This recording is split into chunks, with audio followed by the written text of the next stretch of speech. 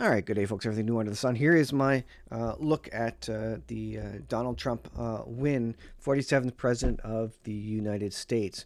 I think it's going to be interesting, prophetically, looking forward.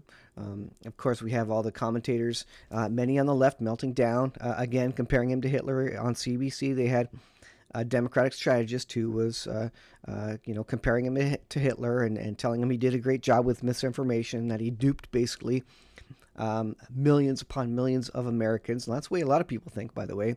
They think Trump has duped millions and millions of Americans. I think Trump has come out strong. I think he has. I think the people of the United States have voted their way. 70 million votes, I believe, for Trump, 70 million plus, 65 million for Harris.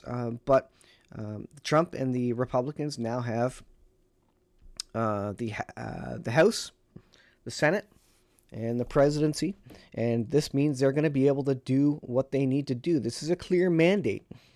And Trump also, of course, won the popular vote. I think it was 52%. So significant mandate by the American public after seeing, the last 4 years of Biden-Harris administration. But there were still millions of Americans who wanted Harris in. And according to the Democrat strategist on the CBC News, she thought all the women should have voted for Harris just because Harris was a woman, which is incredible to me. You know what? When you go out and vote, you should not be voting for someone because they're male, female, or because they have orange hair, whatever it may be. You should be going out and voting based on their policy, based on their track record, based on the history, based on what the country needs, not based on sex or race or some other thing. And that's a significant shortfalling of what a lot of these media outlets are promoting. They're promoting and they're telling people to vote based on race. Oh, let's vote for this person because they're the first black president, whatever it may be, right? That is not a good way to vote, folks. Vote based on policy. So Americans did vote and send a strong message. I think they did well to come out. I think for the U.S. it's going to be a time of restructuring, and this is going to work into Bible prophecy, how I think it is going to add up for end-time Bible prophecy. Bible prophecy is going to move ahead no matter what. In one way or another, God is going to use the leader. And by the way, the Lord puts leaders in place, and there is no leader in place today that God has not allowed to be in there. And often the public is going to get the leader they deserve. And God puts these people in place, and then we need to respect whoever the leaders are. So for the U.S., I think it's going to be a time of restructuring. I think Trump is going to, this is the time to show it. If he is really going to drain the swamp this second term, now he will have the experience of the first term. He will know the people to put around him to get stuff done that he wants to get done. This will be the real eye-opener for the American people. Is Trump actually going to do what he said he was going to do?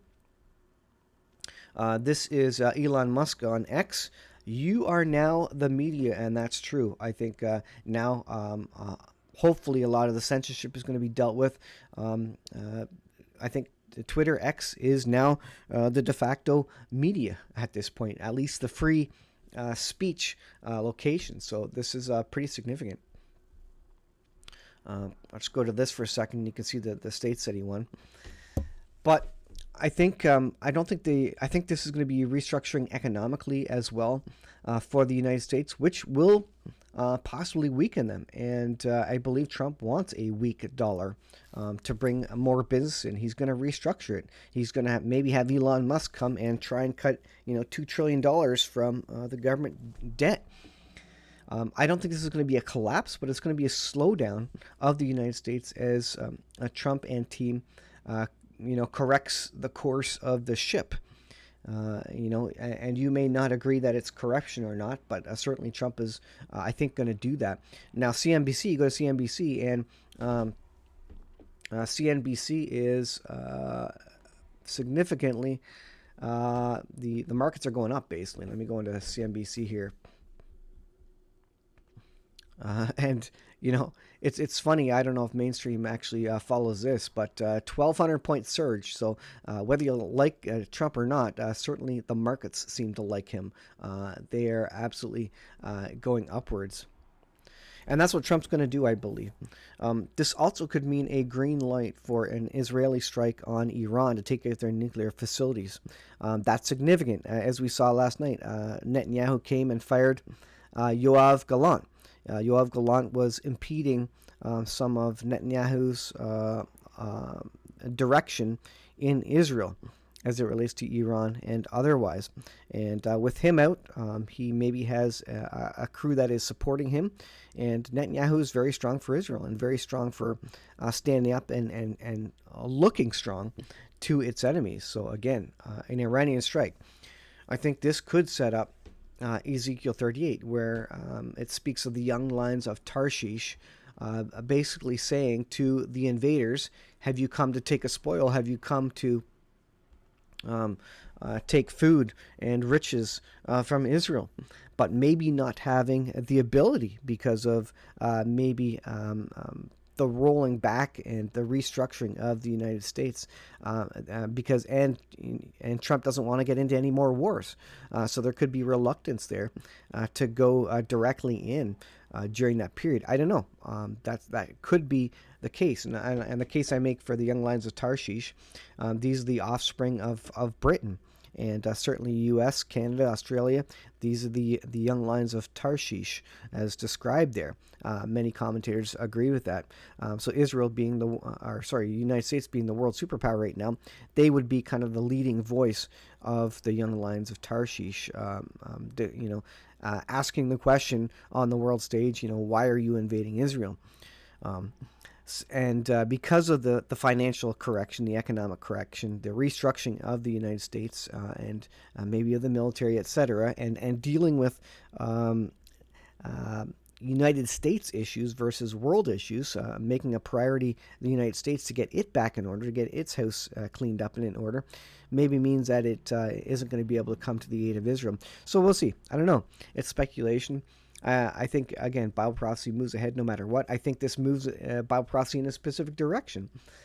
Maybe Isaiah 17 and the destruction of Damascus. Maybe Israel feels empowered now with the backing and a supportive U.S. administration to go and deal even more forcefully with their enemies. So it's going to be very, very interesting. I think this is good for the United States overall.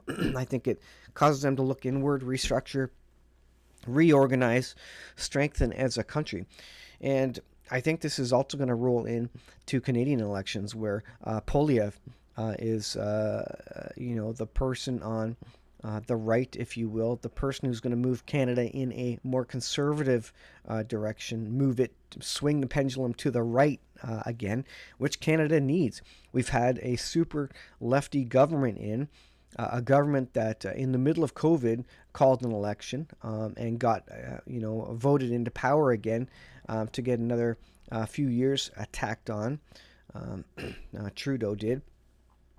Because what happens during emergency, most elections go towards the incumbent leader, because people don't want to, shake anything up during an emergency. And I think maybe that is going to be the excuse in the history books of why Trudeau got back into power, although there was strong conservative voting during that as well.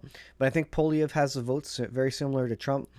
Could this encourage kind of a wave of conservative votes in Canada as well, as we get away from lefty liberal governments, which are destroying the country?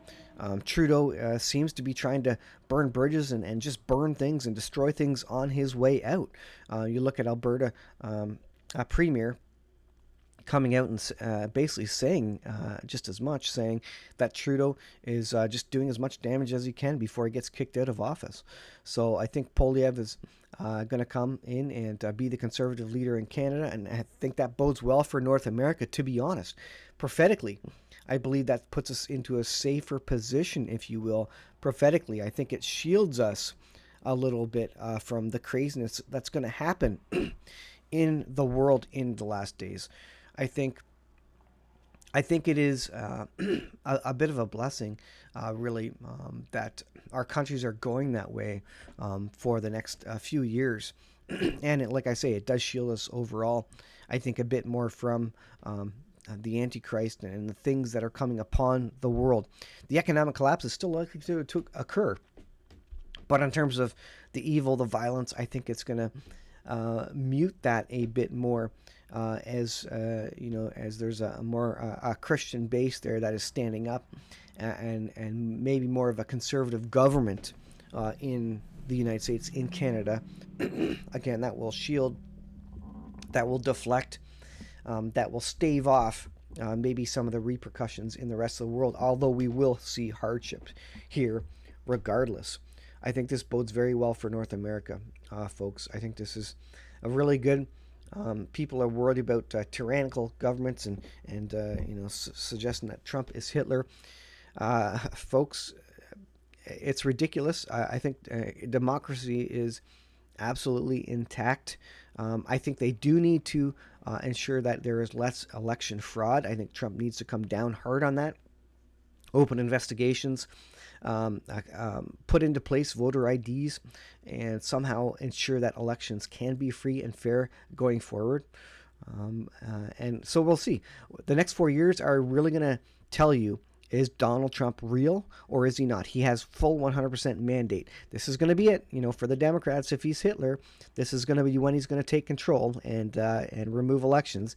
If he truly is going to drain the swamp, for the conservatives, this is when you're going to see it. If Trump doesn't do it in these next 4 years, there is not going to be another leader that is going to be as powerful, I believe, as Trump is right now.